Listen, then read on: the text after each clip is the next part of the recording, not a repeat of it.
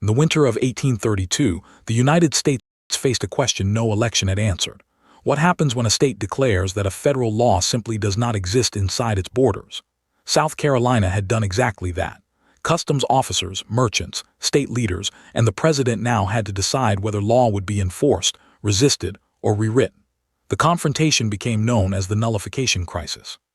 For several tense months, the survival of the Union was no longer an abstract debate. This was not yet the Civil War, and it should not be remembered as an inevitable first battle. No armies exchanged fire, but the crisis exposed a dangerous gap in the constitutional system.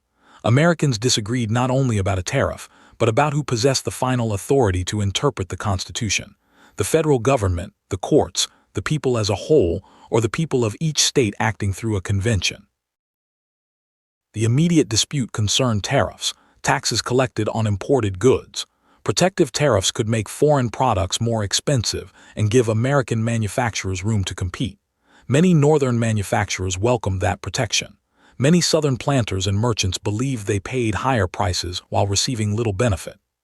The regional picture was not perfectly uniform, but the tariff became a powerful symbol of a federal government that South Carolina's nullifiers believed served one section at another's expense.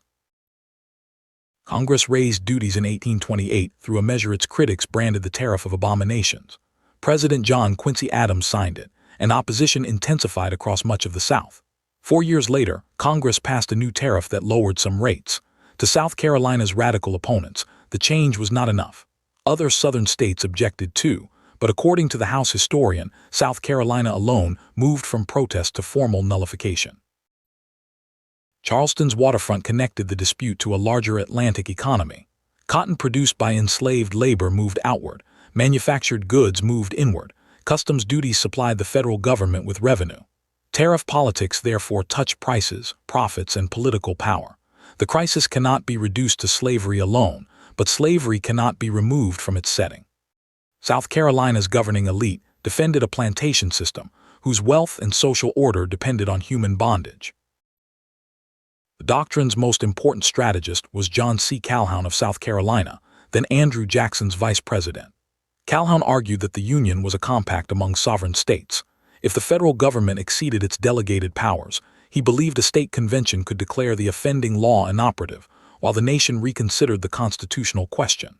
It was a theory designed to give a regional minority a defensive weapon against a national majority. The tariff supplied the immediate test. The deeper stakes concerned what a determined congressional majority might do in the future. Historians and South Carolina's own historical reference works connect Calhoun's constitutional theory to the protection of the slaveholding South. That does not make every tariff grievance insincere. It means the argument over revenue took place inside a society already worried that federal power could someday reach its most consequential institution. After nullification, supporters won control in South Carolina. A special state convention met in November 1832. This was deliberate. Calhoun's theory treated a convention as a direct expression of the state's sovereign people, stronger than an ordinary legislative vote. Delegates were not merely passing another resolution of protest. They were constructing a constitutional claim that state authority could stand between federal law and South Carolina's citizens. On November 24, the convention adopted its Ordinance of Nullification. It declared the Tariff Acts of 1828 and 1832 unauthorized by the Constitution, and in its words, null, void, and no law within South Carolina. The ordinance said tariff collection would not be permitted after February 1, 1833. It also warned that federal coercion could lead South Carolina to separate from the Union. That final step transformed an economic controversy into a test of sovereignty. If South Carolina could cancel a tariff, what prevented another state from canceling a different federal law? If Washington accepted the ordinance, national law could become optional. If Washington rejected it, enforcement might require force against American citizens. Both possibilities threatened the political system, and both sides claimed that they, not their opponents, were defending the true Constitution. President Andrew Jackson was an awkward opponent for the nullifiers. He had built much of his politics around suspicion of concentrated federal power, and he urged Congress to revise the tariff. But he rejected the idea that one state could unilaterally decide the fate of a federal law. Jackson saw the Union as a government created by the American people, not a temporary league from which a state could withdraw whenever it lost a political contest. On December 10, Jackson issued a proclamation to the people of South Carolina. He attacked nullification as incompatible with the Constitution and warned that secession meant disunion. His language was uncompromising. Disunion by armed force, he declared, was treason. Yet the proclamation also appealed directly to South Carolinians, urging them to step back from leaders who, in Jackson's view, were carrying a tariff dispute toward national destruction. Jackson's strategy carried two messages at once. The tariff could be changed through national legislation. Federal authority could not be erased through unilateral state action. This combination mattered. A demand for enforcement without compromise risked making South Carolina's resistance more popular. Compromise without enforcement risked validating nullification. The administration and Congress therefore moved on parallel tracks, reduced the source of the grievance, while demonstrating that the ordinance itself would not control federal policy. Rival positions began from different constitutional stories. Nullifiers emphasized the states as the parties that had ratified the compact. Jackson emphasized a national government operating directly on individuals and authorized by the people. Neither side thought it was inventing a new country. Each claimed continuity with the founding. The crisis was so difficult because the Constitution did not contain a simple emergency procedure for a state convention declaring a federal statute void. The battle first unfolded through ordinances, proclamations, speeches, newspapers, and private letters.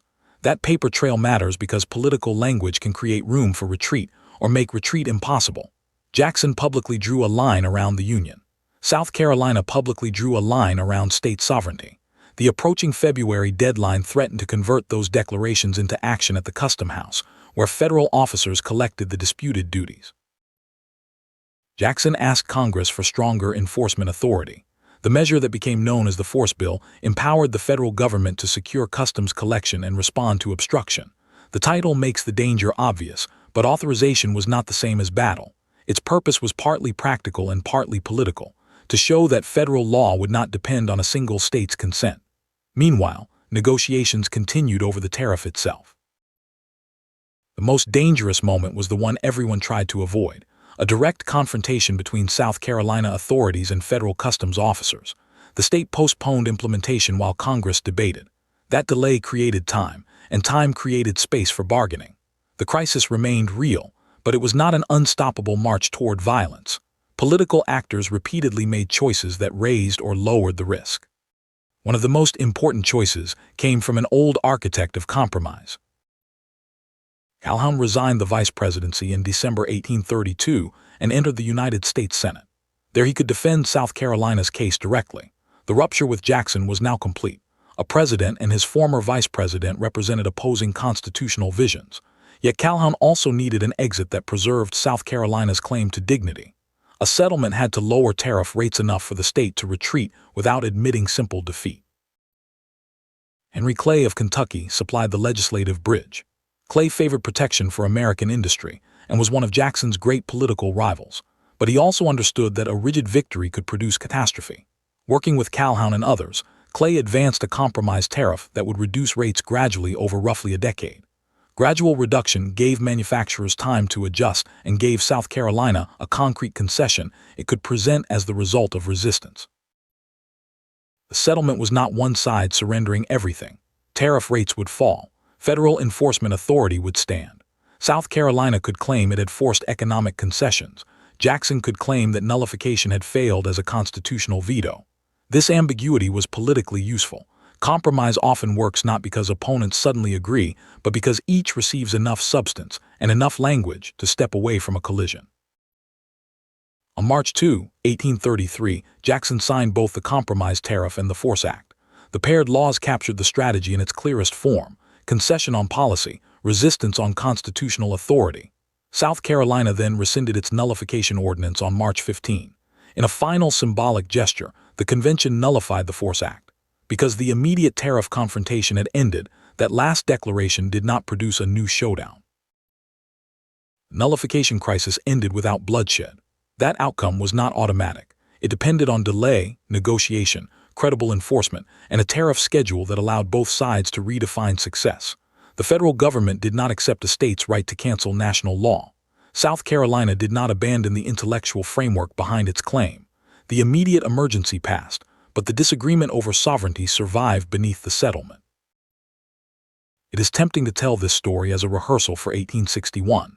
The resemblance is real. South Carolina, claims of state sovereignty, threats of separation, and a federal demand that national law be obeyed. But the differences matter. In 1833, a tariff compromise remained possible. Other southern states did not join South Carolina's nullification campaign, and national leaders found an exit inside ordinary legislation. History had not yet closed every door. Still, nullification left a durable political vocabulary. Calhoun continued to develop theories meant to protect sectional minorities, while becoming the Senate's most prominent defender of slavery. Later secessionists would make a broader claim, not merely that a state could suspend one law, but that it could leave the Union altogether. The arguments were not identical, yet the crisis revealed how constitutional theory could become a weapon in a struggle over power and human bondage. The deeper lesson is not that compromise always solves constitutional conflict. The tariff settlement preserved the Union, but it did not resolve slavery, sectional inequality, or the final location of sovereignty. The lesson is that democracies approach the edge through a chain of choices. Grievance becomes doctrine, doctrine becomes institutional action, and public commitments narrow the path back. They survive when leaders can reopen that path without pretending the underlying conflict has disappeared. For a few months in 1832 and 1833, Americans confronted a question the Constitution had left dangerously open. South Carolina tested whether a state could veto federal law. Jackson answered that the Union could not function on those terms. Clay helped create a retreat before theory became violence. The country stepped back, but carried the argument forward.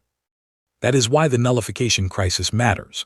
It shows both the power of political compromise and the limits of what compromise can postpone.